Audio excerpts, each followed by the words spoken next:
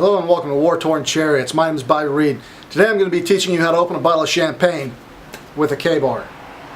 So we're going to need a chilled bottle of champagne. Now it has to be chilled for two reasons. One, it makes the glass easier to break when it comes time. And two, champagne is supposed to be served chilled. The next thing that we're going to need is a saber, but in my case I'm using my K-bar, which is just as good. Now you can use anything with enough heft and length to it. You can use a lawnmower blade, you can use a saber. In my case, we're going to stick with the K-bar. Now some optional items that you may want is glass, and before I get any comments, I know this is the wrong type of glass for champagne, but it's what I have on hand. I mean, come on, I'm opening this thing with a K-bar. Now there's a few things that you want to keep in mind when you're sabering a bottle of champagne. One, you're handling sharp objects. It's very dangerous. Two, you're breaking glass.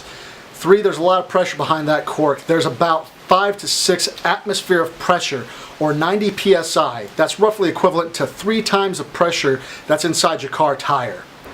Another thing to keep in mind when you're sabering a bottle of champagne is you want that thing pointed in a safe direction, away from people and anything that's breakable. Next thing we want to do is take off the foil and the cage that goes with it.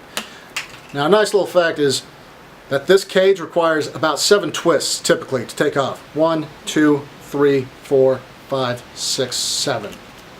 Off. We're going to remove the cage.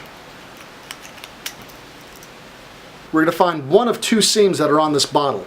You can do this by looking very closely and feeling around. Next step is holding the bottle. Now you can do this one of 2 ways. You can just grab it, which is the less recommended way, or you can stick your thumb inside the punt here and hold it at a 30-degree angle.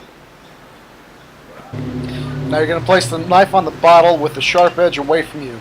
Now when you make your stroke, you want to commit and follow through, as if the lip isn't even there. Now if done properly, it should have a clean break, but you really want to inspect it for any shards that may be left over. In Napoleon's time, you would have just drank it straight from the bottle. But if you have guests, you can tilt your glass, fill it up, and enjoy it with friends. Cheers.